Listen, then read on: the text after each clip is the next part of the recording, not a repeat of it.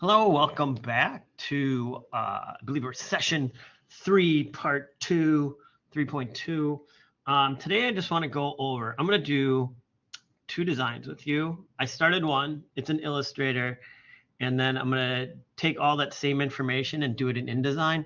There's a few things that I see happening, and it kind of comes down to like cleaner base design leads to easier design, and all those tools that are available to you will work better if you understand. And I sometimes feel like, just watching some design work, when I do it, is giving you clues of what to do. Like, well, I don't know how to do that. Well, just watch somebody else do it, or try things. So I think that's part of it too, is try things. When it's mostly with right now with imagery and typography, but I'm going to do the background in one just to show you some things that I do. I started building it and I was like, oh, this is stuff I should kind of show you. Like, how do I figure things out? They may not be like the most elegant solutions, but they're solutions and they work for me and they keep me designing and they keep me moving forward. So I'm going to do on Peter Behrens, I'm doing a design for him, and I'm going to do it in Illustrator and InDesign. I already opened the Illustrator file and I started it, so you don't get to see me do that process. Those are written out very clearly, and make sure you're doing all the parts. We need that margin. That margin needs to be a template. We need those crop marks. Those crop marks need to be there with no border. If you add a border to that crop mark section, it's going to show, it possibly will show up in the print. So you got to make sure you turn that off. These are simple little design things that you should know how to do immediately, because you're going to be working. And the second you have something go to print, you're going to need to know what a margin is, the crop marks, and all of that. You can't be stumbling around that. And that's why we practice it. That's why we do it twice a week. And you should be doing it on your posters as well. So let's get into it. So I'm doing Peter Behrens, and I got some text. I got some images, I got a title, and I'm working on my background. And this is where I was like, oh, stop. Yeah, let's show the students what I'm doing. So I want to emulate these 4 corners, like the columns and 4 corners, and maybe the circle, but I have an oval. So he's working with a circle. So my main startup point was it's white, but you know what? I pulled a full white rectangle to the bleed. So remember, anything that touches this artboard edge needs to go all the way to the bleed. All right. It's just a standard. If you want it, like I want blue to this edge, and then blue goes all the way to the bleed. Why is that? Because when you export it or when the printer prints it, there's shifts.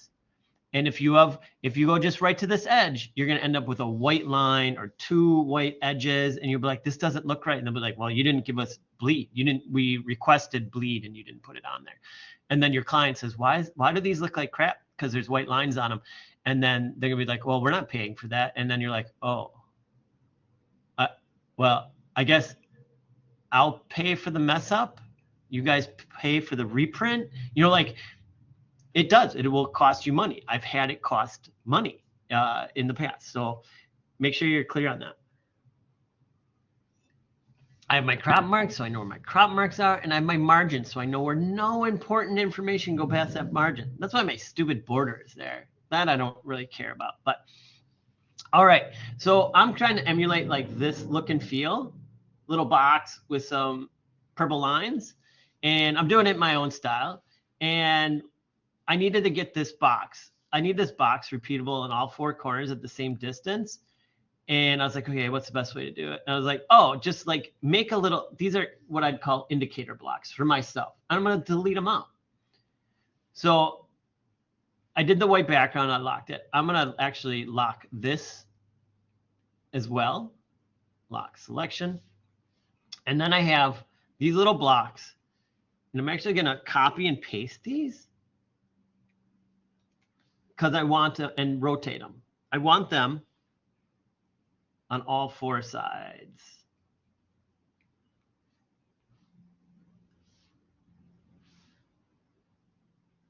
And I want to move these 2 up. And I can move this one in. And what I can do it doesn't look exact. I can get it more exact. The more you zoom in, that snap turns off. The snap isn't as apparent if you move in. If you're zoomed out, the snap seems like, oh my gosh, it's snapping. You can turn snap off as well if you don't enjoy it. I use snap, but I do turn it off. I don't know the quick key. But you can get this like exact. And it doesn't take much time. Like I'm talking to you and I'm doing this, but see, like it's doing all that snapping there. Now I have to move that last one out. And again, when you see that hand like that, I'm pushing down on the space bar on my keyboard. Space bar turns the hand, and you can click and drag and move all around. So every time I click and drag, it makes a fist. Use this, and I can dance around I dance around zoomed in. I don't ever design 100% out here. See what I mean? So now I can put this in all four corners, and then I'm going to add in the lavender lines, but I have an indicator on all four. So I just do this once, and I'm just going to right now click and drag down and let go. To speed up the process, I'm going to zoom in, hold down shift, and I held down shift when I was doing that last one. I got that perfect. Now I'm going to zoom out, and then I'm going to grab these two, and I'm going to hold down it's like shift and alt. Figure out your quick keys. I work on so many computers, and I have a special device for my quick keys that I don't know them by heart, but that's what I do, is quick keys all the time. And these are still activated. I've not unactivated them. So they're moving in parallel. Even though I'm only looking at one, it moves in parallel. So now I have those four blocks. But what did I use? All these little cyan things are the same size. That's all I did, is I gave myself a little what's the easiest way to do this? Oh, I think it might just be making a little indicator block. And then I can go in and delete those. That's all I'm going to do. So I'm going to draw my lines, and then I'm going to delete them.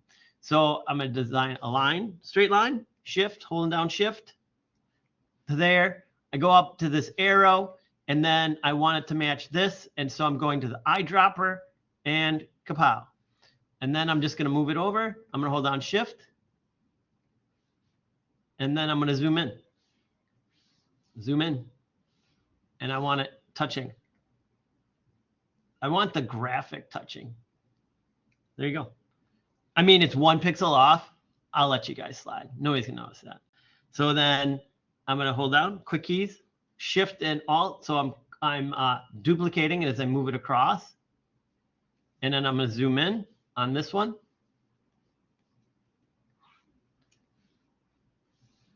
Again, zoom in, makes things easier to do. And then I zoom out, Command 0, Control Command 0. Learn those quick keys. And then it's the same line. So I'm just going to copy and paste now. And then I'm going to rotate it 90 degrees. Hold down shift, rotate 90. Put it right there. I can zoom in. I can get this exact.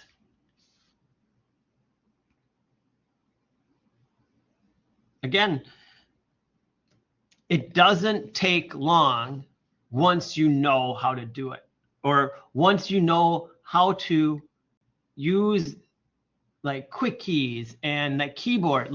I am not kidding you all. Knowing those quick keys does speed up your design process, because you're not always going up to object, paste, I'm just using my keyboard. I'm stopping these steps of going up and down, up and down, up and down. So that's what we got to do. Hand, I just go right to the keyboard. Zoomed in, it wasn't the right spot. Keyboard, hand, space bar. Holding down shift. I was holding down the hand by mistake. There you go.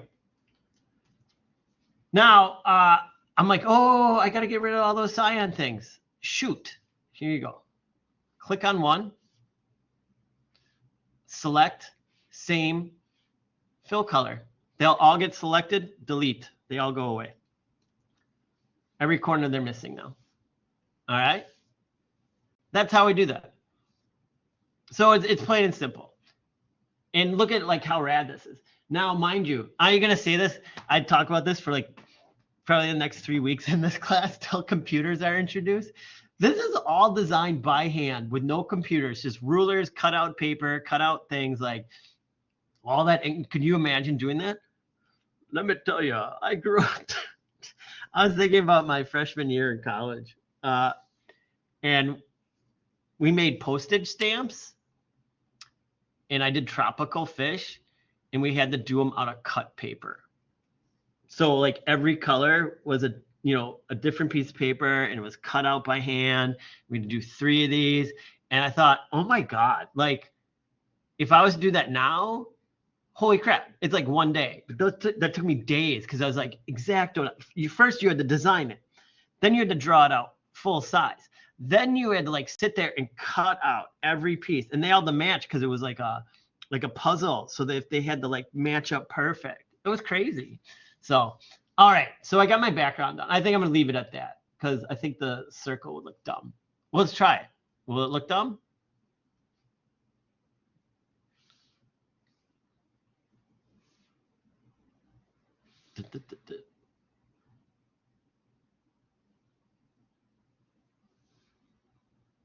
Yeah, I think it just.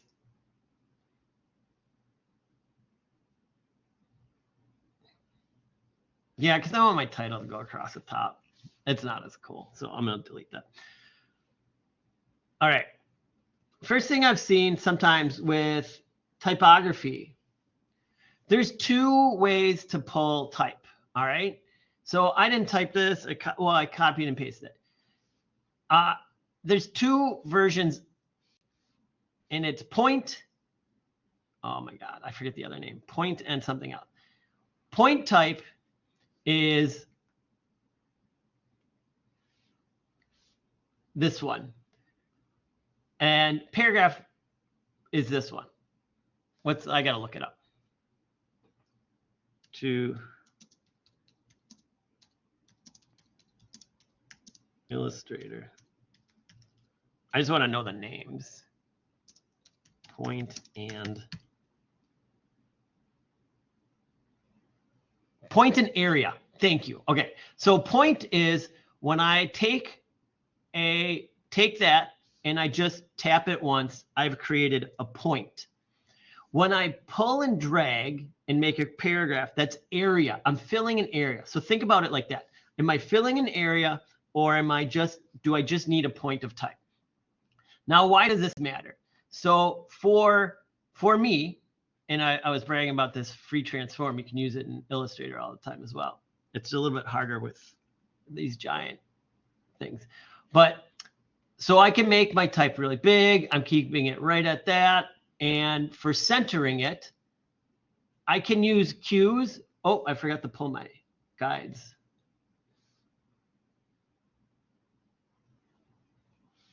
Let's get those pulled. Those are so helpful. It makes it nice and easy. All right, because I have point type, there's no extra bits on the sides, and wherever I want to put it, it goes and it lines up and it's perfect. If I use area type for a title or something like very small type, then I'm dealing with all this BS around, all this stuff that's not needed, that makes it harder. Like, oh, I can still like scale it. I didn't want to do that. I can still scale it, but I'm working with all of this extra stuff. And then for centering it, I've seen people try to do this. Then they look at it and they're like, I think that's centered, but it's really not centered because you're just guessing at center. And you have all this area, like this isn't clean.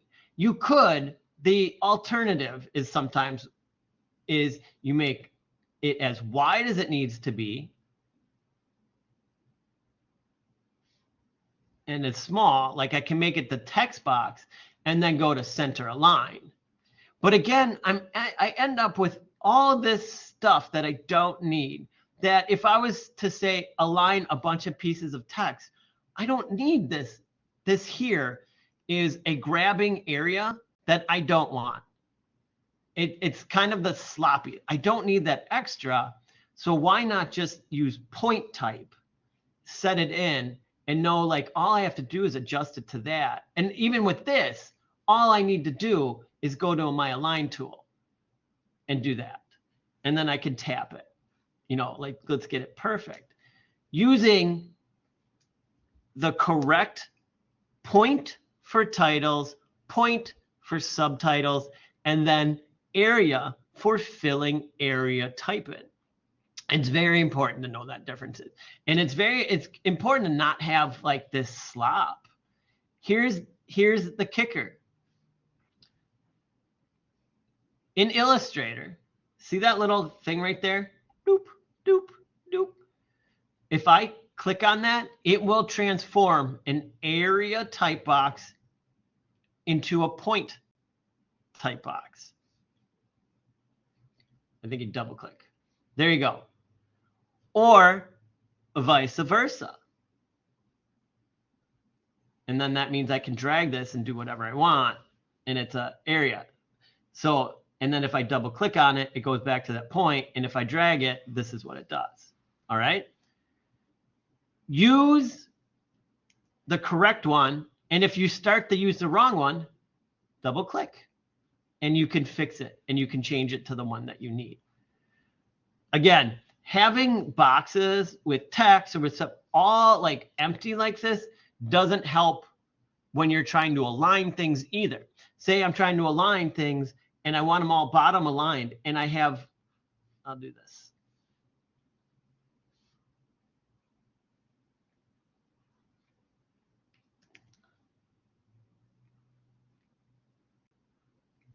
Whoa.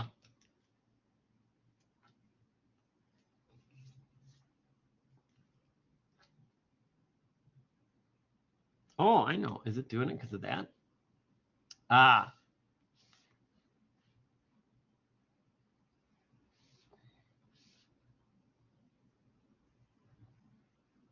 That's weird. It's really freaking out on me. Okay. So one, if I have this, and then say I had another one, but the bottom was like here because I'm being sloppy, you know, and then, but then it's pulled out. No matter what I do, like, so if I align these, I'm like, oh, I want them to line up better. And then I go to my align tools and I center them. They're pretty good. But then I want them like, oh, let's align them up with the bottom. Both of these at the bottom. I'm going to align to selection. Well, now they're not going to line up. Well, it lined up at the bottom, but it's got like this extra stuff. You know, we don't need the extra stuff around. So when you're working on type, know the difference, point and area. Another one, when I brought in my paragraph, look at your paragraph. What is wrong? And fix it.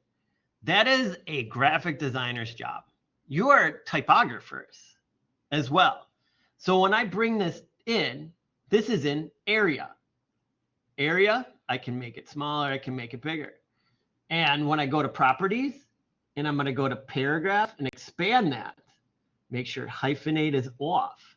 And then I'm going to go through, and just because I copied and pasted it and there's this big thing here, doesn't mean you just leave it. You have to fix every one of those. So you just have to go in, and I go in and I go delete, delete, space. And then I'm checking, oh, wait, Berlin-based AEG. This should be capitalized. In the period of 1907-1940, were the first ever designed by an artist. Oh, well, Barron should be capitalized.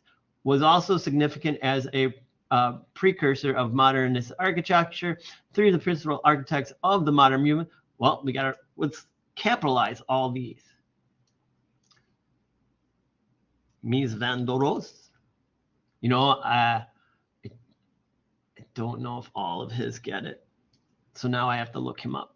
Isn't that fun? Mies van der Rohe.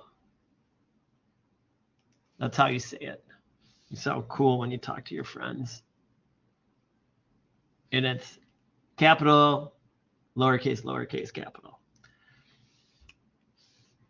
All right, so again, I have a paragraph here, and I would love to use this if it lets me. There we go. So say I'm like happy with my paragraph, I can make it smaller. But what I'm not going to do is tilt it. What I'm not going to do is, like, when I'm working on it too, is leave all that, this box. Like, I want that box like small. Like, I want to know where the end is. And if you see this pop up, overset text, what does that mean? But then you pull this and you're like, but there's nothing there. There is. You got to find it. And where it is, it's after. So if I go past that period and I go down one, it jumps and it's right here, and there is a return. And so all I do is delete out that return. Sometimes there's like 50 of them, and you delete all 50. So when you pull this up and you're like, oh, there's that plus again, there's a bunch. So then I'm going to click on this again. And then I clicked and I dragged, and I'm like, okay, there was more, and we get rid of those. It's cleaning up the design. So when I make it small, I don't get the overset text. Well, why does it matter? Nobody's going to see it. If there's a problem in the print, it will come down to something like that. It's a small glitch. It's a small error. You'll be like, why didn't they? And it's because those two returns in there said there's overset text. And so when it prints and it goes to another area, they're going to be like, well, no, it was there. You had overset text, and we printed it and it added gaps. And you're like, oh, well, you got to clean it up. The other one I love to talk about is, I don't like where this of is, and I think ages can move. They're like out really far. They're called jagged edges. And I want to get rid of those. And so what I'm going to do is I'm going to hit that, and I'm going to hold down shift and return. And I've talked about this before, of the shift and return is what we call is a soft return. And I can bring this in. It's a soft return. Look at that. And I probably get it centered and centered. The soft return makes sure that the computer doesn't think that it's a actual return. What is the difference there? I'll put actual returns in. What was it? Of and something else. Delete, return.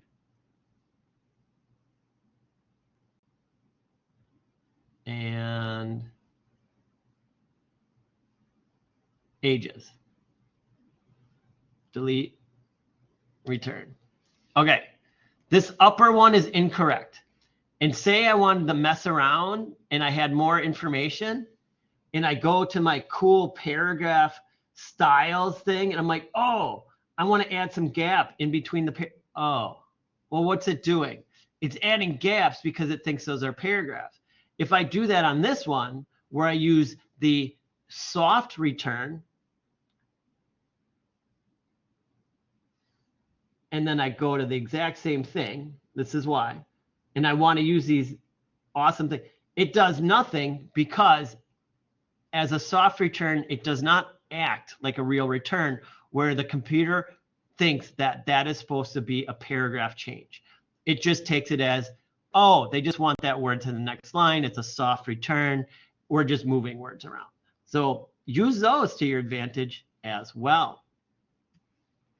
And then finally, let's get some images. I gotta keep moving with this. Let's go to layered images. Now I'm all off. I'm gonna grab all these. I'm gonna move over. I can work off the artboard. First thing I'm gonna do is line them all up, right? So there's nothing goofy on any of them. I don't see any extra bits or pieces. I'm fine with this white edge on this one because it's all the way around. It's perfect. It's perfect on this one. This one, it's perfect.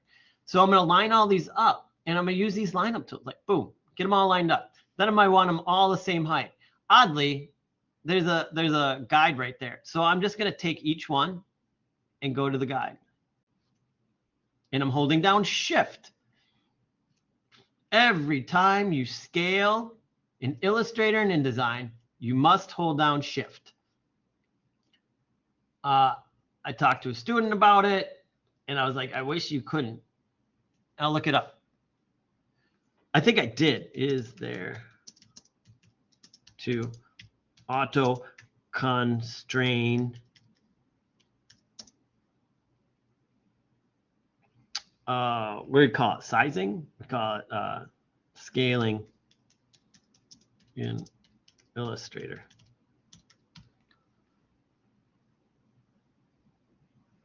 All it is hold down Shift key. There's no, I think I looked this up with the student, like there's no like magic like button to hit. It's all that. But you just hold down Shift. Now all of these are the same size. They were all lined up at the top. They're all lined up at the bottom. And now I can move them over.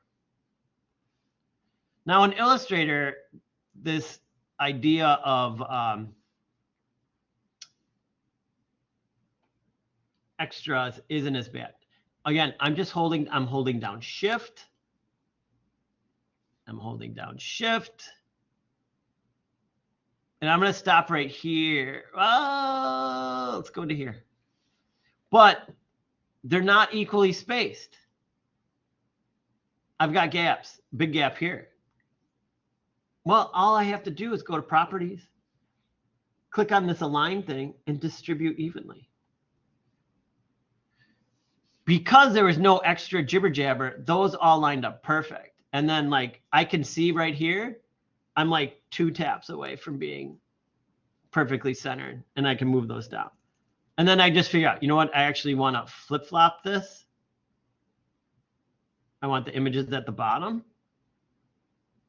And I'm just holding down my arrow key. So and then go to layers and go to paragraph and bring this up. Oh, it told me. Oh, there's another B that needs to be fixed.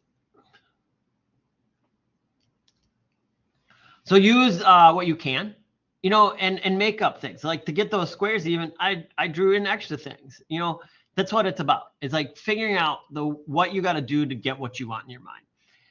Slow down as well. Like a lot of intro designers, and I see it happen like in the class, is like as you're working, people just keep clicking. You keep clicking on stuff. Something's not working. The solution isn't to just keep smashing a click, like click, click, click. Wait, but it's not working. I'm just gonna keep clicking. Like stop clicking, put the mouse down, put the stylus down. Like think like, okay, what was I trying to get at? Let's see. Let's copy and paste some of the stuff in InDesign. I'm gonna do the same size file. I think I was gonna switch size files, but I want to be able to copy and paste to just show some of those differences that I was talking about. So I'm going to do new file. So this isn't about your assignments. This is about learning how to use the design, how to design better. So don't be like, you said in your thing, I follow the assignment, not me. And I hate when that took 3 times. 6 pages. I've been working on something big.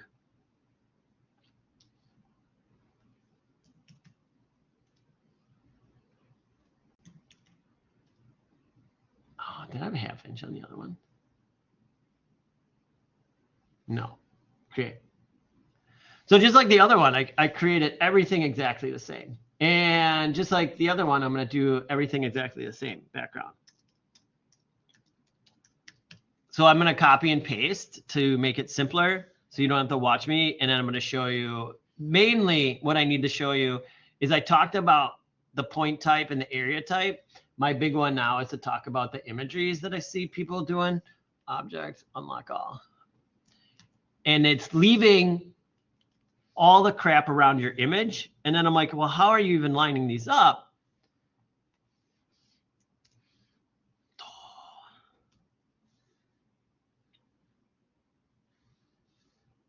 Please, come on.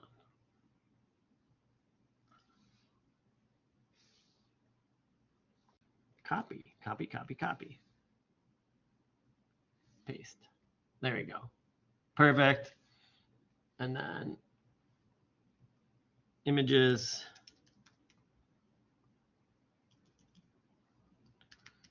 Again, layers, layers, layers. It makes it so much easier to work on stuff. Copy. And again, I am just showing you the differences between Illustrator and InDesign. I am not doing the project per se correctly. Please note that. I don't know how many times I have to say that. I need to pull my guides too.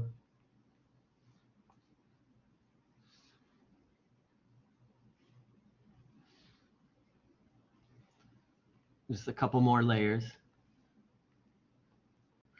Title.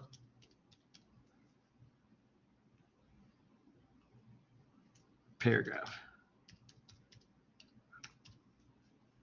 You need less in InDesign because it's a more of a publishing tool that you don't need to.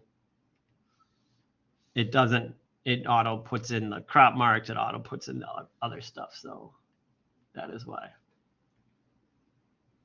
Oh, see what it did there? It put my entire paragraph into there because I was clicked wrong. I've never really. Okay, so it made me a box. It made me an area type box, but it left a lot of things to fix. So I have to go and fix those, which we'll do it together. Finally, the title.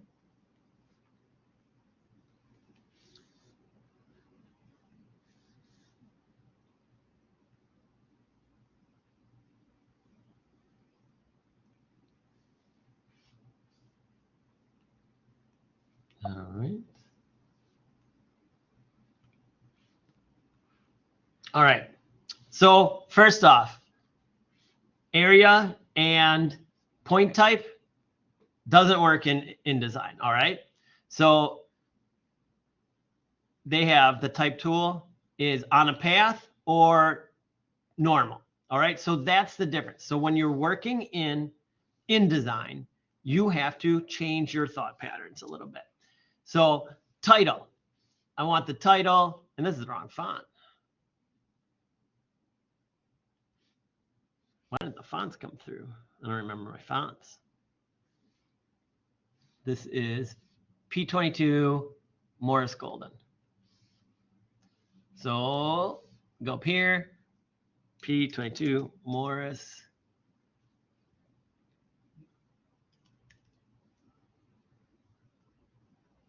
All right. Now you can do all the same stuff, but like right now I have that goofiness that I don't like. So I'm going to do a couple things, and it should be just matter of fact when you're working. I want my type, I want my paragraph tool, and for the title, I'm going for centered. I'm going to make sure I don't have a big stuff, a big box around it. It's not needed. Let's condense that box. I may extend this box again once I get the type set correctly, but I'm going to use this box. And then for sizing, I'm going to go to free transform, click on the corner, hold down shift to get it the size I want. Now it is centered in there, and it's centered in the box because I have center align. And this is the only time I use center align is for titles. We don't center align our text. Too hard to read, too weird to read. When we want a nice crisp edge. What book have you ever read that's not a poetry book and a children's book that is centered? We just don't. Like, we want to start reading at the same point on each line, no matter what. If it's centered and we're like starting here and then we're here and then we're here and then we're here and then we're here, that's what we don't want. And that's why we don't use center text. So that's something to keep note of. This extra space is sort of fine, but watch how much extra. Use the type to set it. Again, you can have like a way much lower than higher. And now the same with this paragraph of type.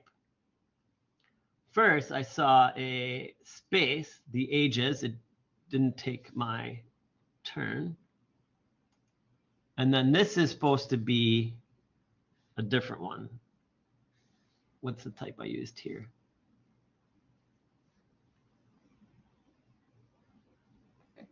Mackinac Pro, P22 Mackinac Pro.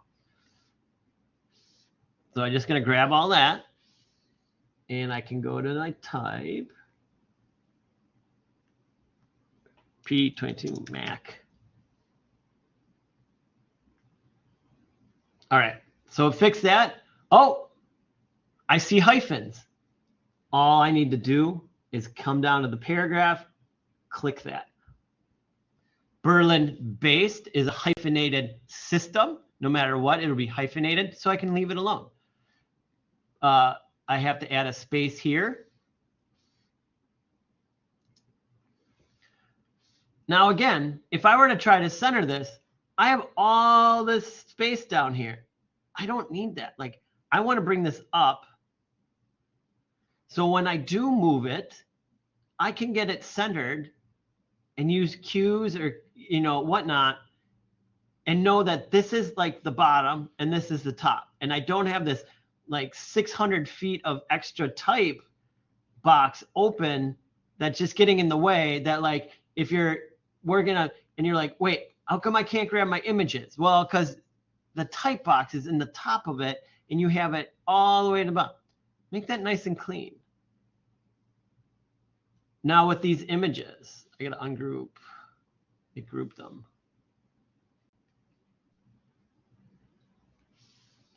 This is the other one I've seen happening now as of late.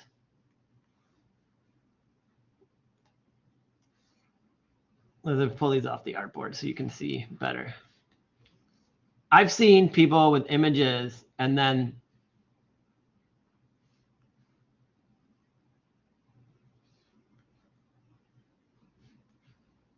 I'm exaggerating a bit, but just a bit.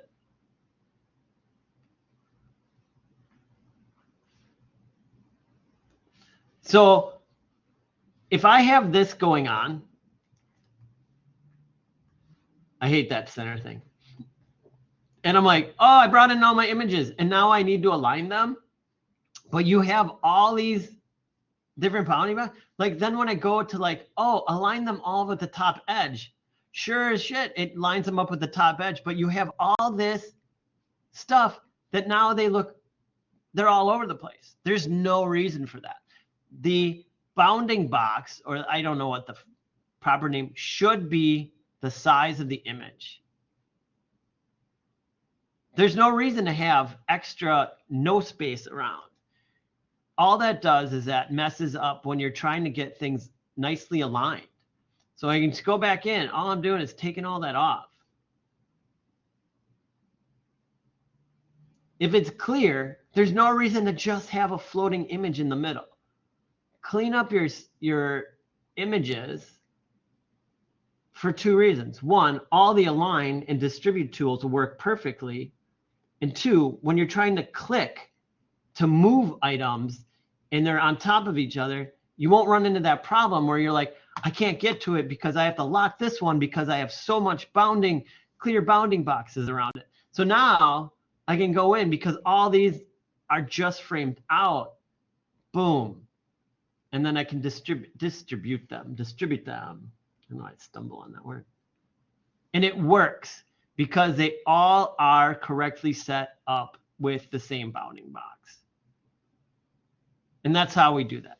I see far too many where there's like, I'd go into somebody's work and it would be like this, and this one would be up. And I'm like, well, there's a reason why you can't align it is because you have all this extra stuff. Like, get that nice and tight. Bring it down, you know, and then it'll work from there. So don't have your images have all that extra stuff around them. Keep it clean, you know, like Peter Behrens. It doesn't take that much more time. I barely started this before you started this. And when I talk about, you know, that design process, like these will take you 2 hours. that's a long time, but it shouldn't take you 2 hours. But I want you to take the extra time in making sure your designs are well designed internally as well. It can look great on the outside, but like if there's like computation, like kind of like quote unquote computer errors on the inside, that will come and get you later on. And like some point you need to share it. Oh, here's the worst. This is the worst. When somebody's like, you remember that piece you worked on a couple months ago? We need it back, but you need to make changes to it. And then you go in and your first comment to yourself is, oh, Jesus, what did I do? I have to kind of almost fix it in order to do what the client asked for changes.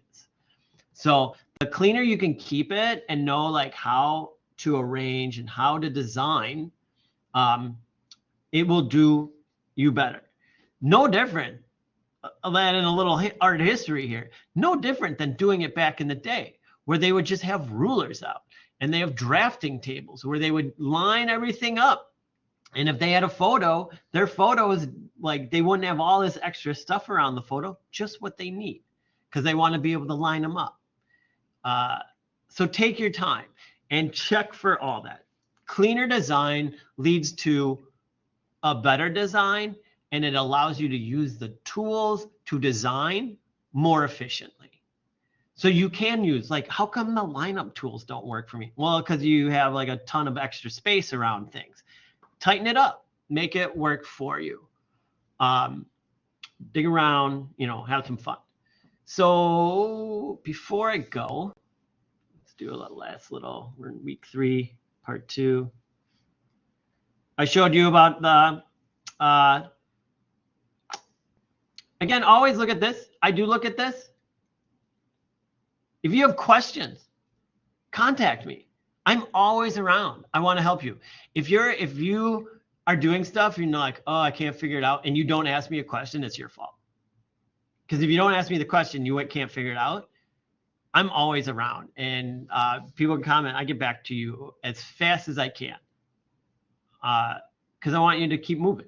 But look at all this stuff. Make sure you're knowing it. Use the mid-session project review. I check those almost every day at some point in the day to make sure if you have a question and you're like, how's this looking? I'll go in and I'll make the changes and I'll show you what to do and send it back to you. And then you're like, it's guaranteed it. Use the mid-session review. That's for that. Art Nouveau, this is this. And then computer rough drafts. Oh, media. Watch the video on Milton Glaser. It's a delight. He is one of the most popular graphic designers in the world. He has passed recently. He worked up into a ripe old age. He's done stuff. Everybody comments on this one. You'll know it when you see it. I Heart New York. He's the one who did it for free. Never got money for it, but it became iconic around the world. He is amazing. And watching him, you should understand the breadth of the work that a graphic designer can do. Not only is he just a graphic designer, but he's a painter, he's a drawer. He uses all his skills for graphic design and beyond. He talked about a logo he created that is a chord you can sing the logo. He knows about music. That's how he's able to do it. You have to study and practice to become good at this, and you have to have passion. He's got passion. He's had it from a young age. Not everybody is born with it. You don't have to be, but if you want to do it, you learn it and you become really good at it. I wasn't a drawer as a kid, but I love to draw now. It's because when I get into it, I'm passionate about it. So watching the media review, again, 100-word essay about what you got out of it. I've watched the video. I don't need a summary of the video. I want to see what you got out of it. Super quick. The video is only like 4 hours long. Just kidding. It's like a documentary. I think it maybe an hour. It's so worth it though. Watch it with your family. Watch it with friends. It's really great. So do that as well. All right, cool. Again, I can't stress this enough. If you have questions, comments, concerns, problems, not getting something, not understanding something, you need to just contact me. Hey, Joel, I'm not getting it. I'm not liking it. I'll sit down, have a meeting with you. It's awesome. I'm posting this today because we had a day off on Monday. My next in line is spend the rest of the day, and this grade book should be to 0 or darn near 0. And I will be doing your posters, grading the posters next, so you can have input from me if needed to keep moving forward. All right, cool. Have fun, enjoy, and you know how to get a hold of me. Or if you want to work in a rad, super up-to-date, better than some design studios work areas, come on down. All right, take care. Bye-bye.